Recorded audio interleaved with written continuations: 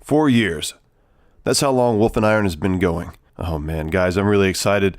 This is one of my favorite episodes that we do because it's only once a year. It's called our Manniversary episode, and it's a chance for me to look back and to think about what's happened in the last year, what's going to be coming up in the next year, and I get to talk to you guys about some of the inside stuff that's happening, some of the behind the scenes things. And so it's a time for me to reflect, but it's also time for me to put some challenges out there for myself and also to give you guys a heads up on some of the things that are coming up. So if you've ever wanted to know some of the things that are happening behind the scenes, this is definitely the episode to check out. And especially if you're one of the guys that's in this space where you have a podcast that you're doing or some other kind of blog or some kind of social media thing where you're trying to reach people with a message, I think this is going to give you some insight that's really helpful. Okay, here we go. Duty, honor, country dictate what you ought to be, what you can be, what you will be. The destiny of man is not measured by material computations. When great forces are on the move in the world, we learn we're spirits, not animals. Now, we are the masters of our fate. Hey there, men. Mike Yarbrough of Wolf and Iron here, founder and curator of wolfandiron.com, and this is one of my favorite episodes that we get to do every year called our Manniversary episode. And this is a chance for me to talk to you guys about all the cool stuff that's happened in the last year, the challenges, the success, the rewards, those kinds of things. And this one in particular is probably going to be the most packed full of just craziness that's happened in my life. So the last Manniversary episode was a little bit late. It actually came out in November of last year, but August is technically the sort of the official Manniversary month for Wolf and Iron.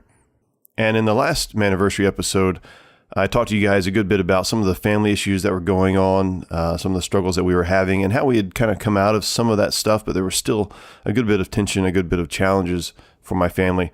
Well, thankfully, most of that stuff has been resolved, and my wife and I are doing better than ever. The relationship with my sons is better than ever. And so thank you guys for hanging in there. I got a lot of really good feedback on the last Manniversary episode, just about how I was open with some of those challenges. And, you know, that's just how we got to be, guys. I mean, I don't have this stuff figured out yet. And there's a lot of things that I'm learning about myself and a lot of things that I'm learning about my family and other people. So there's nothing wrong, and there's absolutely everything right with getting help from counselors and from people that you trust to speak into your life and help you out through those challenging times. Now, I'll tell you some amazing things. Okay, first of all, I wasn't sure if I could actually pull this last year off. It was such a tremendous challenge, and you guys will see as this episode unfolds, you'll get a chance to see just how crazy and how packed full of stuff this last year was for us. Okay, and so I'm going to talk about Rustic and Main. So if you guys aren't familiar, Rustic and Main is was a side project. Now it's a full-time project. You can head over to rusticandmain.com, like Main Street, and check that out. I make rings and do some other things like that. And I've got a team that helps me now, but there's a whole story that goes along with that. Some of you guys are familiar with it already. You can also head over to wolfandiron.com/rustic, and that'll also pop you over there with the magic of URL redirection. It's like a digital teleportation. So I'm going to talk about Rustic and Main. I'm going to talk about Wolf and Iron's growth over the last year. I'm going to talk about some of the strategy changes that have happened with Wolf and Iron and some of the things that are going to change now that I'm working for myself full time. And so there's some exciting stuff just over the horizon, guys. And I can only give you kind of like a glimpse into it right now. I can't give like a full description because I'm afraid if I unveil what I have planned, that there will be people at my door saying, hey, when can this thing happen? When can we start this? I'm ready. And I'm just not ready for that yet. And so I follow some lean principles and some agile principles when it comes to starting businesses or launching things. And so we're going to do it. Even though I really want to go with this thing, head on, that's not always the best approach. And so I'm going to give you guys a glimpse at some of the stuff that's coming up that'll actually bring in some money for Wolf and Iron and also kind of take it to the next level. And I'm going to talk about the numbers and things like that as well. Okay, here we go. So here's a bit more details and insight into the Rustic and Main story for you guys who aren't familiar. And I've had several of you reach out and say, we want to know more about Rustic and Main. We want to know more about how you actually how you started making rings in your garage and were able to, within a year's time, just about, quit your day job and come home and do that full time. So I'm going to give you guys some insight into that. I can't do it exhaustively just because it's probably too long of a story. But a quick synopsis is this. Last year, in April, I launched Rustic and Main with this idea of having wedding rings basically made out of historic woods and other symbolic materials. And so that's sort of like the unique bent. We have a story with the rings. They're not just, pretty to look at. But because they're wood and they're light, there's also that sort of uniqueness about it anyhow. So this kicked off last April, and within the first month, we probably made $1,000, maybe $1,500, which is not bad for a startup, right? And things have just continued to grow since then. Last year, when I did the last Manniversary episode, so in November, we were just starting to really see an escalation in sales that it was kind of worrying me, actually, guys, because I'm the only guy doing this at this point, and I'm getting up at like 4:30 in the morning, knocking out some rings a couple times a week, working after hours when I come home and that kind of stuff, working on the weekends.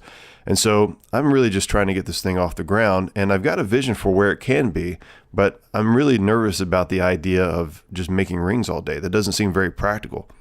So, and not only that, but the number of rings I would have to make in order to replace my full-time job and also cover insurance and all the business expenses was just insane. So I knew I was going to need some help. And so sometime after December, I believe, we had all the Christmas orders to take care of, and it may have actually been sometime early this year in 2017. I was able to find some people to bring in to help me out. And that, I'll tell you guys, I'm one of the most fortunate and one of the most blessed guys that I know, because I'm able to find friends that have, skills with their hands, that also need jobs and that don't want to do the regular kind of 8 to 5, cubicle job, and that we're excited about coming and working for a startup. I mean, how often does that happen, right? And so now, here in August, I've got 4 employees that work for me, and plus myself and my wife. She's actually sort of an employee, but she gets paid sort of on the side, But anyhow, so we've got a lot of things happening with Rustic and Main. So it's really, really grown. It's taken off very well. And it was June. I actually had the opportunity to quit my job. We were actually making enough money every month that I was technically losing money by being at work. And so, and since then, the business has continued to grow. So right now we're at the place where we're selling a lot of rings. Most of our ring advertisement and stuff like that, for you guys who are interested, is all Facebook. But we also do a good bit on Instagram, and those things are kind of interrelated. So we just see everything's online. We just see a lot of good movement there. So the business is going very well. Every month is better than the last month in terms of sales. We're figuring out more and more about how to run things. And this whole Rustic and Main thing has given me so much insight into the practicality of running a business, and has also allowed me to transfer some of that knowledge over to Wolf and Iron. And so the Rustic and Main's a fairly straightforward business. We make a product, we ship the product out, we advertise that product, and so on and so forth. And so from the bare bones kind of side of things, it's pretty straightforward. But it's also really exciting to see the business grow monetarily, because that allows us to reinvest into the business and see it grow again. And it's also allowed me to take some of that money and invest it into Wolf and Iron. And so some of the growth that we've seen with Wolf and Iron over the last year has actually come from the funds that Rustic and Main makes. And so this is how what I'm learning, is this is how like rich guys do things. They get one cool idea, they start making money off of it, they reinvest it, and they may have some failed businesses, but over a period of time, they have enough successful businesses that they just, they have money coming in from all these different places. And next thing you know, I'll be a Donald Trump. So I don't know if that's going to happen or not, but the point is, I'm investing money into the things that I actually care about. And I'm able to do things now with Wolf and Iron that I wasn't able to do before consistently. To kind of give you guys an example of some of those things. Whenever I produce a podcast, for me alone, it's about somewhere between a 3 and a 4 hour process for an hour long episode or a 45-minute episode where I'm interviewing someone else. And to get someone else to be involved in that process, it costs money. And to get the reach that you're really hoping to have with that episode, to really get the most out of it, that costs money in forms of advertisement. And so while there are ways to do this more organically, to get that organic traffic, it's probably not the smartest way, especially when you're just starting out. And so, it costs money to make money. So, but that's something that I'm actually able to do now, and that's something I'm really excited about. So there's a lot of cool things on the horizon, but that kind of gives you some insight into the Rustic and Main story. I'm not going to go into the details about how much money we're making. It's a good bit in terms of sales. It's a lot more than I ever thought we were going to make this early on into the company. And so right now we're actually looking for a space to expand where everything's happening out of my garage. And so it's pretty hot in there. It's getting kind of crowded with 4 guys working in there making rings. And we're trying to find a cool space around the Charlotte area, something that has sort of that old school kind of like an old fire station or maybe an old abandoned train station, but not so old that it's haunted looking kind of feel, but almost, you know what I'm saying? Unfortunately, those kinds of things are really difficult to find in this area. So we're still looking. We may even actually pursue the idea of building a structure and having a sort of a shared use space there. So obviously I want something that's going to serve well for Rustic and Main, any other kind of wood projects that we're going to be doing out of there. So wood shoppy type stuff, but a little bit more upscale than just a dirt floor. But then also have a spot for Rustic and Main to do these kinds of things, a podcast, to do interviews, and really just showcase some of the flavor and the feel of the Rustic and Main and the sort of the manliness things that we got going on. Okay. I totally forgot to add this in here when I recorded this episode, so I'm kind of sticking it in here, and if it sounds funny, I apologize.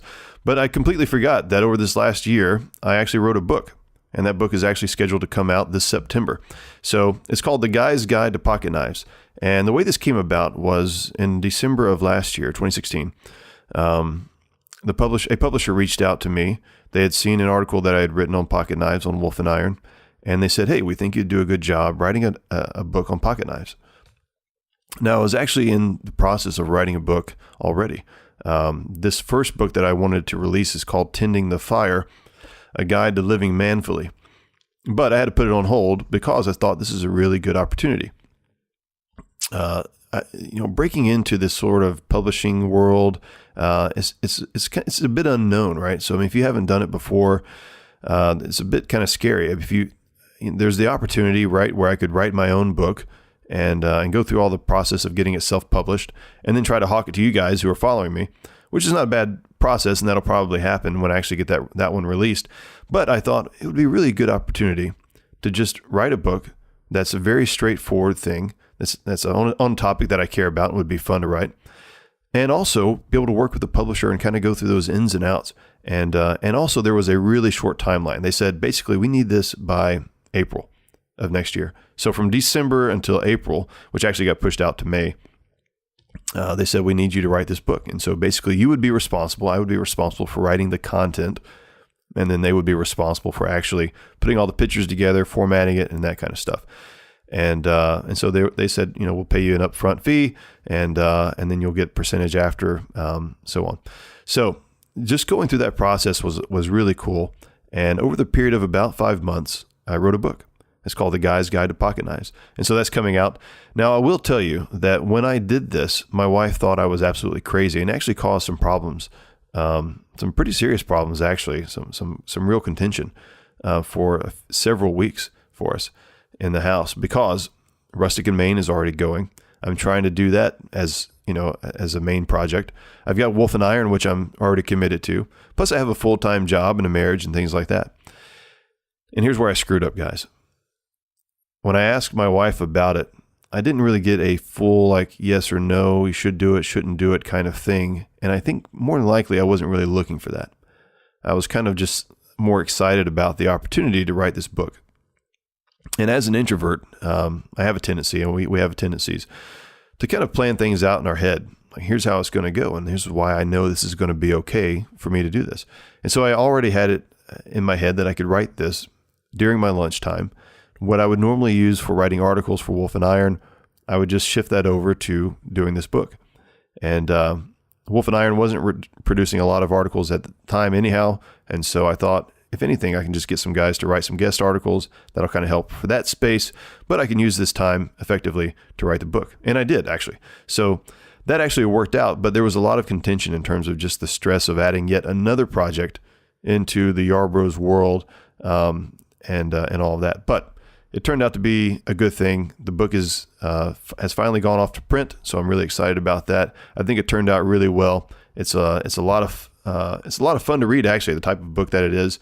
If you guys know me, I have some dry humor and that kind of stuff, but I can't let too many pages go by without throwing in a joke or two. So you guys, it's a really good book, and there'll be more to come on this around September timeframe, and then I'll probably be pushing it like crazy, around December and Christmas time.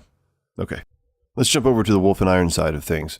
So I just took a listen to the last Manniversary episode, and at that time, so November of last year, there were 5,000 followers on the Facebook page, which I was really excited about at the time.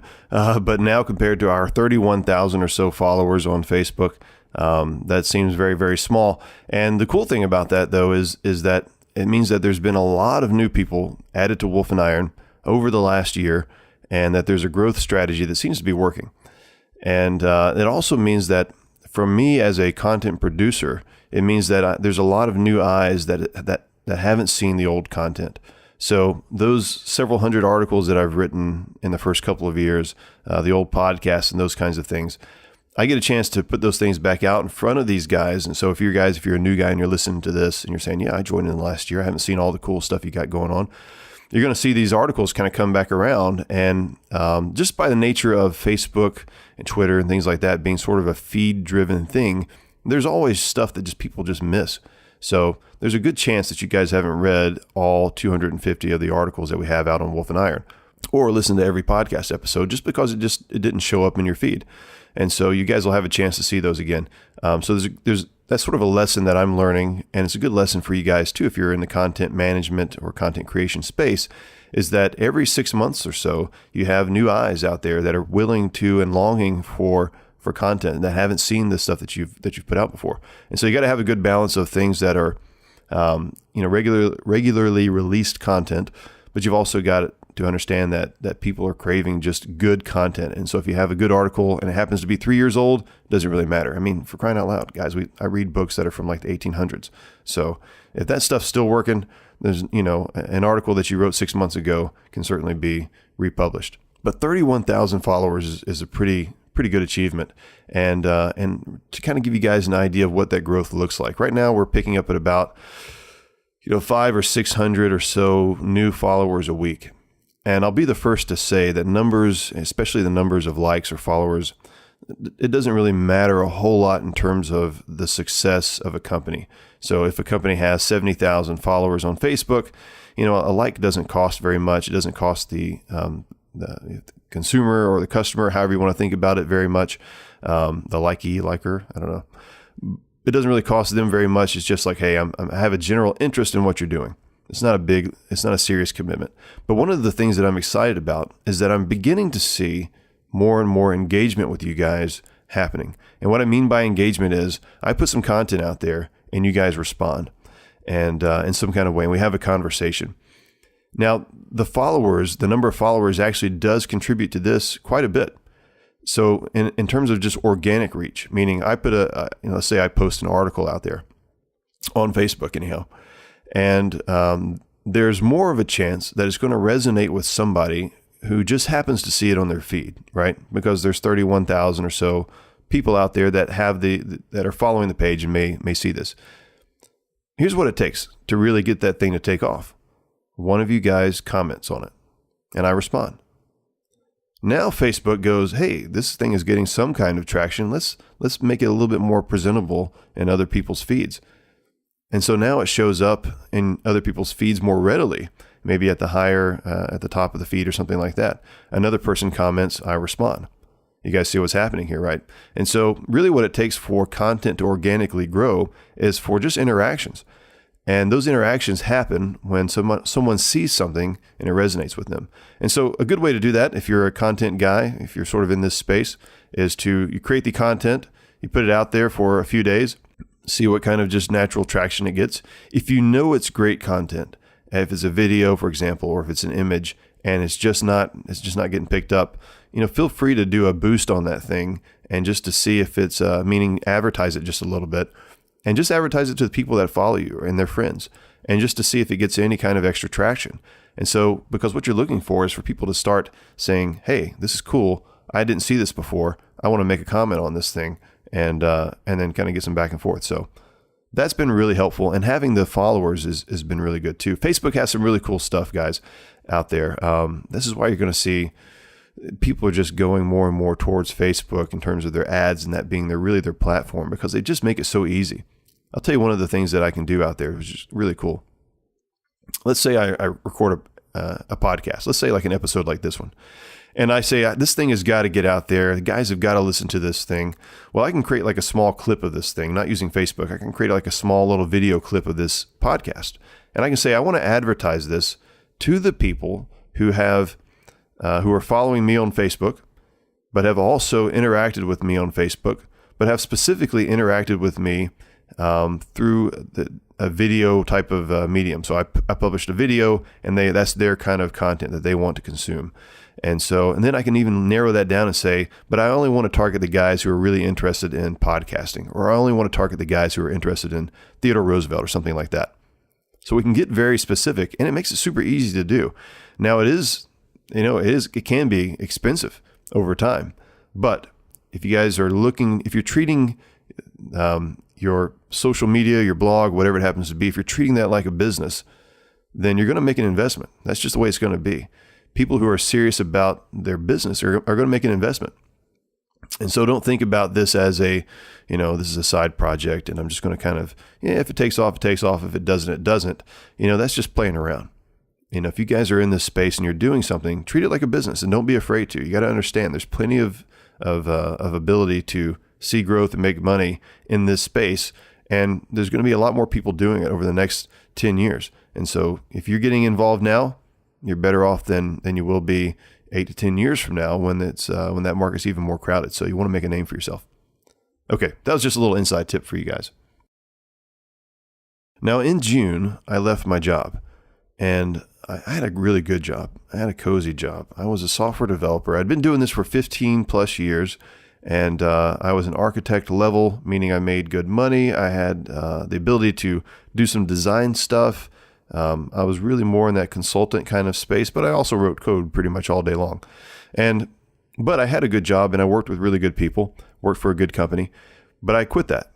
And I quit a 6-figure plus job so that I could come and make circles in my garage, basically. And that's been the greatest decision that I've made in the last year. I'll tell you what, guys, it's a challenge. It's definitely a challenge. But I've been able to feed my family so far for the last, over 2 months now. So I'm feeling pretty good about that. Nobody's starved yet, nor have we had to beg for food. The business is continuing to grow, and I'm growing. I'm listening to like audible books, audiobooks all day long, guys. And I'm just getting so much information about running a business and growing as a man and just so many different things. And so that's just fantastic. I love doing that stuff.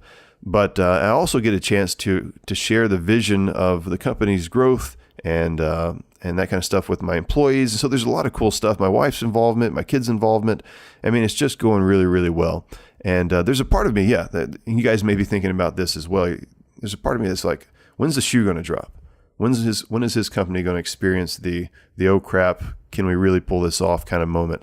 I don't know. I'm trying to take things slow so that doesn't happen, but it may. And if it does, we'll just weather the storm the best we can.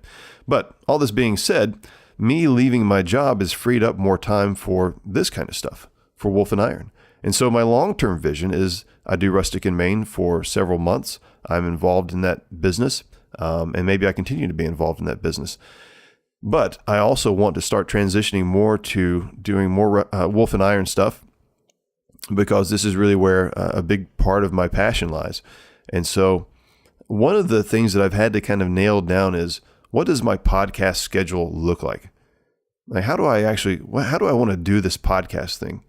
As you guys know, I started off doing articles mainly because that's what I could do. That was a place that I could start. I love to write, and I had the opportunity to do that during my lunch breaks at work, so that worked out pretty well. And so for the first few years, articles was really the main thing that I released. And this was before I really understood about how to grow Wolf and Iron as a business or as a social media growth and that kind of stuff. But I'm just releasing content. I'm just trying to make sure that I can do it and that you guys are getting some content and that I'm getting good feedback on it. But the engagement for those articles was fairly low compared to, say, videos or podcasts or even images that I would post. And so over time, I began to do more images, and then eventually I began to do podcast. And this year, I've actually ventured into videos more. And you guys really, really respond to the videos, probably most of all, in terms of just raw response, immediate, people jumping on and saying, yeah, I get that, or I agree with you, or something like that. Now, it's funny for me because I have all the time in the world to read an article. I don't have a whole lot of time. Well, I do now, but I didn't previously have a lot of time to listen to podcasts because I was working. I mean, and the type of work that I did really required my attention. And I certainly didn't have time to watch videos during the day. So I always thought, like, who has time to do this stuff? And so when I put out a video, I'm like, nobody's got time to watch this thing. But, it shows what I know, right? So videos is something that I'm going to be trending more towards. But the point of me saying all this is that you guys are going to be seeing a lot more content of this type, both podcasts and videos, coming out over the next several months. And as I begin to get more of a routine for releasing content, and I finally figured out how I want to schedule podcasts, what my podcast release schedule is going to look like, what are the types of guests I want to have on the show, and how I've done this. Now, maybe other podcasters do this as well. I don't know. But one of the challenges that I have is being in this broad space of manliness, right? I'm talking about what it means to be a man. This is huge. I mean, this is like every day, everything in life can fall into this category. And so I have to narrow this down to who are the kinds of people that I want to have on the show, and how many podcast interviews do I want to have versus just me talking like this. And here's what I found out. I'm going to do 26, so it's 52 weeks in a year, right? I'm going to do 26 interviews. So I've got 22 slots. So if you think about like an Excel spreadsheet, I've got 26 rows where there's somebody that I can interview. And what I've done actually, and I think it's pretty genius, but maybe somebody else is doing this, but I've come up with it on my own, just so you guys know. I've come up with it on my own. And what I'm going to do is I'm going to have those, I have categories for each of those slots. And so I may have 6 of those slots maybe for an author. And some of those authors may be for family, relationship type stuff. I've got some slots for counselors. I've got some slots for adventurers, travelers. I've got some slots for martial artists and people that are going to be in that kind of space. I got slots for business success and that kind of stuff. And then I have a few left over at the end for miscellaneous. So just guys that I find interesting. I don't really know how they fit into the whole manliness sphere specifically, but I just want to have them on the program because they're cool. Or something may come up that really is a good fit that I didn't account for. So I've got 26 slots to fill a year. That's not hard. That's definitely doable. And actually the way podcasting works, a lot of times you bunch those things up. So I may have, like this last week, I had 2 podcast calls. Next week I'll have at least 1, but I may have more than that. And so filling those 26 slots is not hard, but it's also purposeful. There are actually 2 of those slots that are going to be really big. I'm going to push those pretty hard because they're areas that really matter to me. And that is, I've got 2 spots where we're going to be sponsoring charitable things, charitable organizations that are things every guy should care about. Okay. One of those is always going to be focused around veterans. So it's going to be an opportunity for me to interview someone who's part of something that has to do with supporting our veterans. And it's going to be an opportunity for you guys to give. As we have show sponsors, those show sponsors will also have the opportunity to have their stuff, their sponsorship basically donated to that charity. And so it's going to be a way to kind of call out and be able to give back. And so that was one of the things that I thought about when I was putting together the podcast schedule and the mission of Wolf and Iron. It's like, I'm helping guys be better guys. I'm helping you to grow as a man. But I want to be able to raise awareness on some of these issues that I think are just, we're not good guys if we can't support these things. So veterans is going to be one of those things. And if you're a veteran, listen to this. I appreciate you guys. I appreciate your service, and thank God for you. Now, the other thing is going to be human trafficking and the fight against that. Here in Charlotte, we've got some ridiculously high numbers for human trafficking, especially during the big events, NASCAR and the football and that kind of stuff. So we've got some guys just locally that are doing an excellent job of fighting against human trafficking, actually rescuing women and girls from a life of sex slavery and abuse. And so that's something else we're going to be promoting, guys. We're going to be saying, like, look, let's fight against this. And so we're going to have someone on at least once a year to talk about this subject. And it's going to be tough. It's not something we want to talk about. It's not something I want to think about. But when I hear about it, I get fired up. And it's good battle, guys. It's good battle. And so you're going to have an opportunity to hear about that. You're also going to have an opportunity to give to these things, or be encouraged to give and inspired to give to any organizations that may be local to you. And so this schedule is going to help me find the people that are the best people in these areas. So it's not just like, I saw this guy on Instagram. He was kind of neat. Let's have him on the podcast. And it's also not me just trying to knock out interview after interview after interview, week after week, just so I'm just getting content out. I want you guys to hear Wolf and Iron's podcast and go, every time, it doesn't matter, I can just choose an episode at random and it's going to be awesome. And the person that's on there talking, that Mike's interviewing, he's gonna know his stuff, and I'm going to get something from it. Okay, I want you guys to have that sort of confidence. And I want to have, in order to do that, I've got to have the freedom to go out and choose those kinds of people. So I've got to have the freedom in my schedule to do that.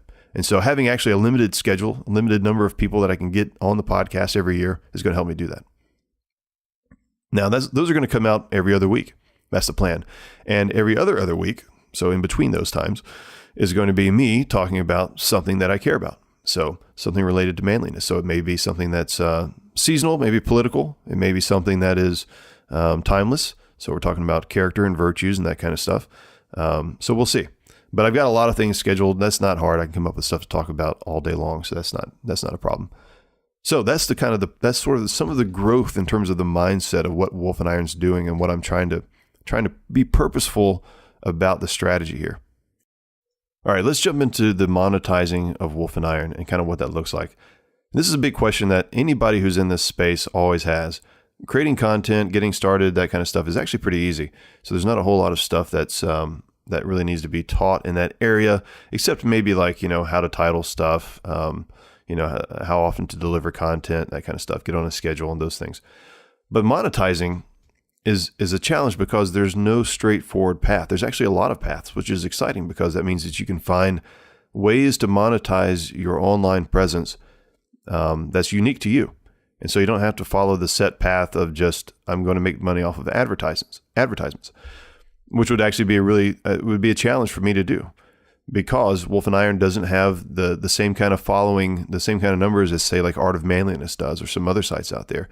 And some of that has to do with, and I'm not saying this is for Art of Manliness, but some of the sites out there you go to and it's so junky with ads, and it's just like all they're trying to do is just nickel and dime your eyeballs. You know what I'm saying? And so it's just awful. And they're cheesy in how they push out content, and it really becomes all about that ad revenue stuff. And I don't like that at all. So that's not going to be my strategy.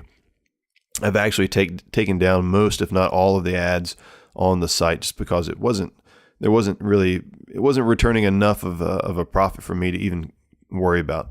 So, but I have had the idea of how am I going to monetize Wolf and Iron in the future? What's that going to look like? Now, so the other option out there is that you set up a store and you sell some materials. And so if we think about this, that's potential, right? Some of you guys have asked for Wolf and Iron t-shirts, and I'm sure you guys would definitely plug into some of the other stuff that would come out with. But there's also that also is a volume kind of business. So imagine if I have a t-shirt printed up and it costs me $6 to have that printed, and that's probably low ball, but let's say it's around $6 to have that t-shirt printed up, And then I sell the shirt for $20, but then I also ship, maybe I pay for shipping. There's a little bit of packaging materials in there. At the end of the day, I'm probably making like, $10 or $12 off of a t-shirt. So I'm not just crushing it, right? I'm not selling that t-shirt and I'm making $50. And so in order to really make any kind of volume of money, I've got to be selling a lot of t-shirts and shipping those suckers out. And so that sort of happens in sort of an ebb and flow as people sort of, during Christmas seasons, holiday seasons and stuff like that, it does become sort of a retail thing. People are going to buy stuff all through the year, but there's also going to be periods of time when people just, they're not, that's not their jam. They're on vacation. They're doing something else. So, but that's definitely, some income can come from that. That also there's also an upfront investment for me in that. So I have to say, okay, if I'm going to have, a t-shirts printed up, I'm going to have 100 of them printed. And so they're going to cost $6. That's $600, right? I got to shell out. So the idea is that, there's an upfront cost there. And that was honestly, guys, that was a cost that I couldn't afford before. I can now. And actually I could throw all kinds of stupid money at t-shirts and things like that, hoping that they'll sell. But that also may mean that I've got 100 t-shirts sitting on the shelf and I'm waiting for them to move and they're not, right? The good news is that you can make your money back fairly quickly in that, sell a number of t-shirts and you've already made up for it. But there's still that upfront investment. So that's kind of what held me back before. Also, to kind of give you an idea of what the numbers look like, this is just very anecdotal, but what some of the numbers look like early on. So when I had 1,000 followers on Facebook and I put some stuff out there about a t-shirt, people were asking for t-shirts. I had a Teespring campaign. Now, Teespring, the way it works is you basically design the shirt, you put it out there, but they don't print anything until a certain number of people order. Now, of course, that means that they take more of the money. So instead of that t-shirt costing me $6, basically they're going to probably take $12 of the cost, right? And so it's really more of a promotional thing. Unless you're selling a lot of t-shirts, and you can off of Teespring, you're really it's not going to work out in your favor too much. It's not a business model you want to pursue long term. But to give you guys kind of an idea, 1,000 followers, put some t-shirts out there for sale on Teespring, limited time campaign, that kind of stuff. I think we sold one time maybe 12 t-shirts, and I probably bought 5 of those. So, you really got to have still some traffic and some interest and stuff out there for merchandise. And so that's definitely going to happen. We're going to have a Wolf and Iron store. More than likely, I had hoped that would launch in September. I don't know if that's going to happen. It's probably going to be closer to the November timeframe, but I definitely want to get it out there before Christmas time so that you guys have an opportunity to see some stuff, get some manly gifts for people and those kinds of things, and support Wolf and Iron. So that's a piece of it. The other thing is, and you guys have seen this, is that's probably taking off more and more in terms of how people monetize their online presence. And that is through some sort of a mastermind group, or the selling of courses, or the joining of some kind of group, paid group, that is going to give the people that are involved, something beyond what they're getting from all the free content. And that's definitely more of where I'm headed. I'll tell you right now, I don't feel as though I'm a mastermind kind of guy. I like the idea of a mastermind group. I want to be part of and am part of mastermind groups. The only thing is that my personality type, being an introvert and being, I don't know what you call it. It's not uncaring. I don't know what it is, but it's basically, I don't want to keep up with 20 people's lives or 100 people's lives and kind of know what's going on. And I'm going to feel a desire to do so. So like, for example, if I started a mastermind group for Wolf and Iron, you guys might join, and we're going to be talking about what's going on in our lives. I need to know what Joe and Steve and John and everybody else has going on in their life, and they're going to give their update and about what's happening with their life and their marriage, or whatever it is we happen to be going through, strength training, et cetera, helping them to become a better man. Well, that's just not how I function. I can have probably 4 or 5 guys that I can really be knitted in with. And everybody else, if you signed up for my mastermind, you would basically just be joining a program initially. And that may be beneficial, but I'm probably not the guy to lead that, just to be honest. And I have to know that about myself. There's a big temptation for me to say, yeah, I'm going to start a mastermind group, and that's what I'm going to do. But honestly, the way my mind works is that I'm constantly being pulled in different directions with different ideas. And so I need something that is where I can speak to a lot of people and have a big effect without a lot of management of the individuals, if that makes sense. And it's probably because I'm an unfeeling, uncaring ogre, or it could just be my personality. I don't know. But either way, right now, masterminds are not in the future. But I do have something that is, and it's sort of like a mastermind, but it may actually be better. And I want to give you guys just a hint of what this is. I can't go into a lot of details about how it works and that kind of stuff, but I want to just kind of give you guys sort of an idea. I'm going to call it the Foundry. And the way the Foundry works is, or it's going to work, is that it's going to be a paid online group that you guys get to be a part of. There will be a Facebook group component to this as well, but there will also be another communications channel where we're going to do some things that you can't do in Facebook. So if you guys are part of Facebook groups now, and you probably are, they're really great for niche type things, in my opinion. So for example, I'm a part of a kombucha growing Facebook group, and you know what? It never gets off topic. I'm part of the Grand Tours fan group, right? So for the Grand Tour show, never gets off topic. All right. But when you have something that's more broad, when you're talking about manhood, manliness, or politics or something like that, really, you're just opening yourself up to just run the gamut with just crazy talk, people posting stuff that isn't helpful, and it becomes very undirected very quickly. And so the goal is, how do we take something that is as broad as being a man and boil that down into the categories that somebody in their season of life actually cares about? And so that's what I'm working on. So the Foundry is going to do that. So the Foundry is going to be a way for you to join an elite group of guys that, and it may be hundreds of guys, thousands of guys in the Foundry. Hopefully it will be. And you're going to be able to join this group of men, and you're going to be able to plug in different areas of life that you care about.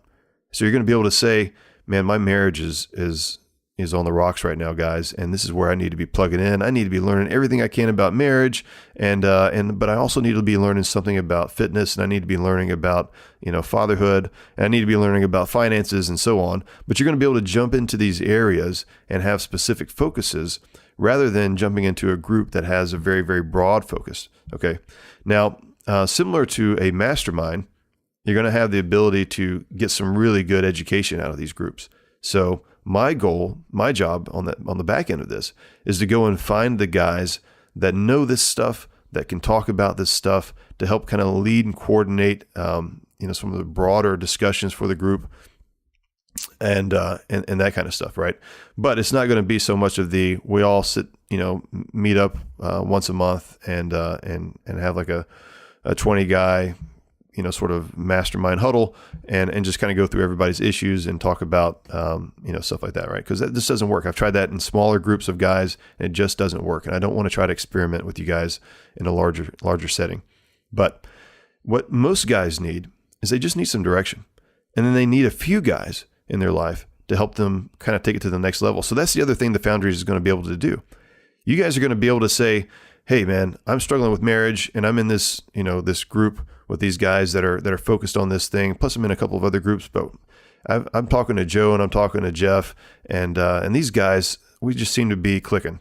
And you're going to be able to break off actually into your own separate group with these guys and say, hey fellas, let's just have a once a week, maybe once every other week, just accountability session. Maybe we do a phone call, a screen share, something like that. And you guys are getting some accountability from each other. And really, guys, I want to tell you, you don't have to be an expert in this area. So like if, what you really need, most guys need is some accountability. They need somebody who, they need good friends. They need guys who are committed to the same values, but you don't have to be an expert counselor most of the time to better yourself in some of these areas. And so I want you guys to have the ability to basically pour into each other. That's kind of the idea of the Foundry. A foundry is actually where things are made. Their molten steel is poured into molds, and those molds are shipped out of the factory. And so that's what the Foundry does.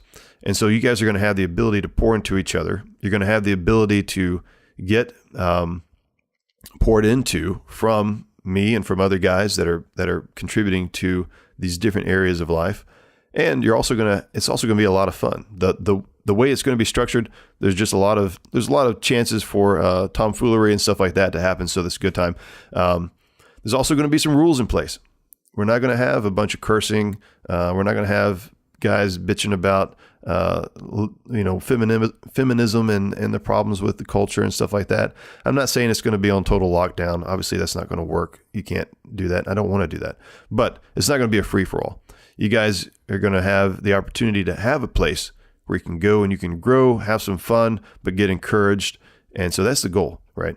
Now that I've really sold this thing, I could probably throw out a big price tag and you guys would be like, yeah, sign me up, man. I want to do this thing. That's not, I'm not there yet with the pricing, and I'm not there yet to launch this thing because, as you can hear and as you can kind of gauge, this is going to take a big investment on my part. And so what I've learned from doing Rustic and Main is that having good people in place to help you with something, to help you have something grow is absolutely key. And I've got to get myself in a position where I can remove myself from being involved in every single aspect of something like this, because otherwise it would just kill me. It'd be overwhelming, and I don't want to get overwhelmed. I need that creative space to be able to grow and to come up with new ideas and to kind of have that sort of the outside view of things instead of the daily, kind of under the weight of all of it kind of things. But that being said, I've got to have good moderators. I've got to have good people in places for the different areas that we're going to be focused on, and that kind of stuff. So most likely in the next 4 to 6 months, the Foundry will be launching. I will probably be doing some invitation-only things where I'm bringing some guys in to be a part of it, and then we'll have kind of a kickoff where there'll be probably a limited time, low price, special, whatever kind of thing, where you can get in on the ground floor of this thing, and of course you get to get all the bugs and stuff like that as well. But hopefully those things will be worked out, and you guys are going to really be able to help give some direction to this thing, because I know you guys are craving that. I know you guys are joining groups out there and you're wanting to be part of things, but you've got limited time to invest. You've got limited funds to invest, and that's where most guys are. But what we need is accountability, and we need constantly to have other men in our lives that we're looking to and going, that guy's got it right in that area. I want to be more like that guy. And so if you're looking for a place where you can pour into other guys and also receive some good sharpening, iron sharpens iron type of stuff, that's what the Foundry is going to be about. And so a little bit of a taste there, more to come obviously on that. And look, I appreciate you guys. This last year couldn't be the year it is without you guys. That's just the plain truth. Every time I release some content and you guys comment and you share, that's what makes this thing work. Okay. The changes that you want to see in other men and in society are going to happen as sort of a grassroots, ground floor kind of thing. And you guys are being a part of that. You guys are making that happen. And so I appreciate all the great compliments and feedback that you guys are giving for Wolf and Iron.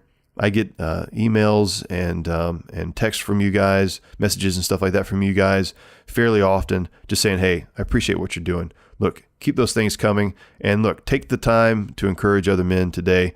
That's what you really need to be doing. If you listen to a Wolf and Iron episode like this or some other podcast and you get fired up, hey, take that energy and help inspire another guy. Just give him a compliment. Say, hey, man, I appreciate you. I appreciate what you're doing. You're a hard worker, whatever the case is. Keep it up. We got to be serious about this. I'm not trying to carry the weight of manliness on my shoulders here. I'm really trying to help you guys get inspired, and you guys are really responding very well. Well, guys, that's all I have today. And I wanted to say thank you again, and until next time, keep your powder dry, and may a fair wind be always in your sails.